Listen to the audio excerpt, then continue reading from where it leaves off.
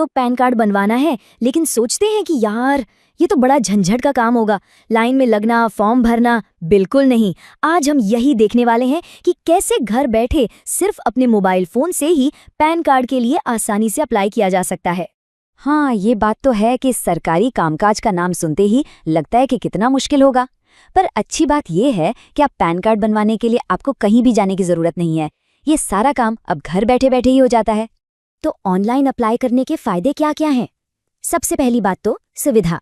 आप कहीं से भी किसी भी समय अप्लाई कर सकते हैं, टाइम भी बचता है। और एक और बढ़िया चीज, आप अपनी पसंद की फोटो और सिग्नेचर भी पैन कार्ड पर लगवा सकते हैं।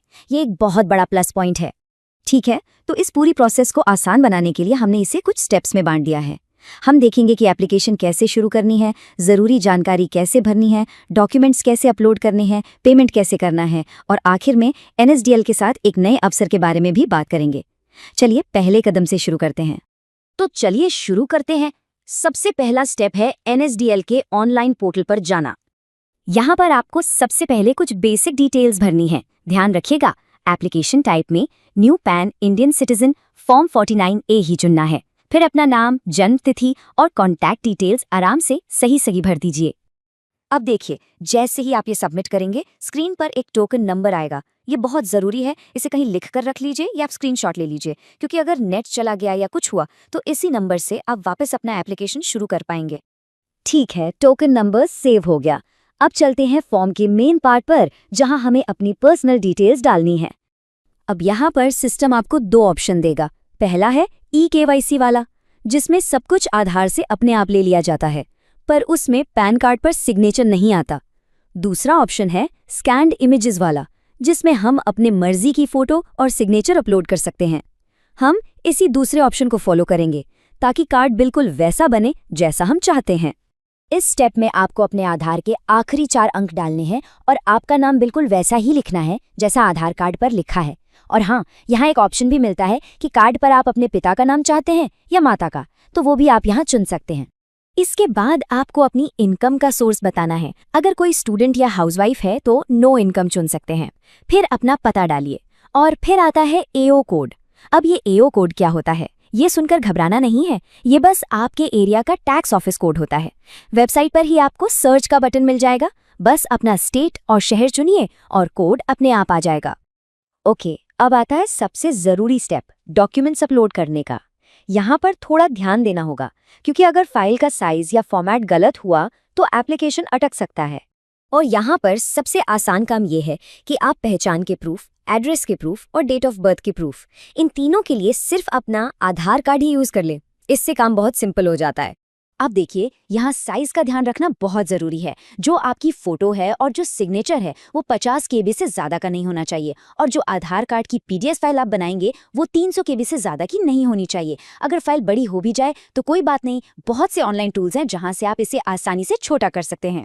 पेमेंट करने से ठीक पहले सिस्टम आपको एक बार सब कुछ चेक करने का मौका देगा। ये फाइनल रिव्यू है। यहाँ अपने आधार के पहले 8 डिजिट डालिए और पूरी एप्लीकेशन को एक बार तसल्ली से पढ़ लीजिए। अगर कोई भी गलती दिखे तो एडिट का बटन है, उससे तुरंत ठीक कर लीजिए। तो बस हम लगभग पहुंच ही गए हैं। अब आखिरी 2 स्टेप्स बचे हैं, पेमेंट और ई-साइन। टोटल फीस है 106 रुपये 90 पैसे। इसे आप UPI, debit card, credit card किसी भी ऑनलाइन तरीके से पे कर सकते हैं। पेमेंट के बाद आपको आधार ऑथेंटिकेशन करना होगा। यहाँ ध्यान से सुनिए, इस प्रोसेस में 2 बार OTP आएगा। पहला OTP आएगा eKYC पूरा करने के लिए। उसे डालने के बाद आप ई-साइन वाले पेज पर जाएंगे। वहां अपना पूरा 12 डिजिट का आधार नंबर डालना है और फिर एक दूसरा फाइनल OTP आएगा। वो OTP डालते ही आपकी एप्लीकेशन पूरी तरह से सबमिट हो जाएगी।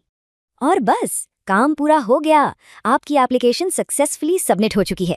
स्क्रीन पर आपको एक एक्नॉलेजमेंट रसीद दिखेगी। इसे डाउनलोड करके अपने पास जरूर रख ले। तो अब सवाल आता है कि आगे क्या होगा। देखिए, एप्लीकेशन तो जमा हो गई है। अब से करीब 4-5 दिन में आपके ईमेल पर ई-पैन कार्ड आ जाएगा, और जो फिजिकल कार्ड होता है प्लास्टिक वाला, वो करीब 15 दिनों में पोस्ट के जरिए आपके घर पहुंच जाएगा।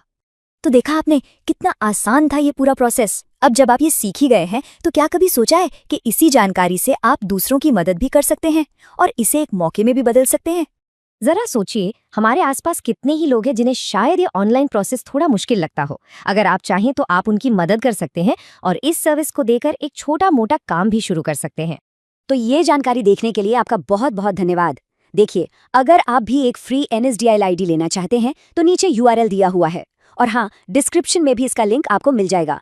उस लिंक पर बस क्लिक करना है और आप बहुत ही आसानी से बिल्कुल फ्री में NSDL की आईडी के लिए अप्लाई कर सकते हैं। अब इस NSDL आईडी से होगा क्या? इसके जरिए आप कई जरूरी सर्विसेज शुरू कर सकते हैं, जैसे कि पैन कार्ड बनाने की सर्विस, उसे अपडेट करने की सर्विस और भी कई जरूरी सुविधाएं।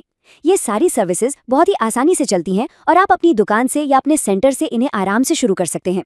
तो नीचे दिए गए URL पर क्लिक कीजिए, डिस्क्रिप्शन में भी लिंक है, और अभी तुरंत अपनी फ्री NSDL आईडी के लिए अप्लाई करें।